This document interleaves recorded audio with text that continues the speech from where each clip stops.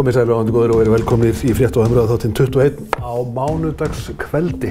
Akkurat það, 10. desember komið núna, við ætlum að fjalla innanlandsflugið og hérna svokölluðu skosku leið, er það ekki? Já, skoska leiðin einfaldlega þannig að fólk utan landi í Skotlandi fær helmingsafslátt af flugi til höfuðborgarinnar 4 sinnum á ári og það talað að fara sömu leið hér á Íslandi. Ég ætla að fá hann Njál Trausta Friðbertsson, flugumferðarstjóra á Alþingi, þingmaður í Norðausturkjördæmi, til að ræða þessa deiglu sem innanlandsflugið á Íslandi og hverju þarf að breyta svo það nýtist betur. Við ætlum líka að tala hjúkrunarheimilin á Íslandi og þá óvissu sem að þau eru í. Það er búið að auka kröfurnar til þeirra og það fylgir ekki fjármagn. Það er allt í hnút á milli Sjúkratrygginga Íslands og Samband íslenskra sveitarfélaga og samtaka fyrirtækja í velferðarþjónustu. Og ég ætla að fá fulltrúa frá þessum tveimur aðilum. Það var rétt fyrir helgi sem að þau sendu frá sér yfirlýsingu og fyrirspurn til Sjúkratrygginga og sögðu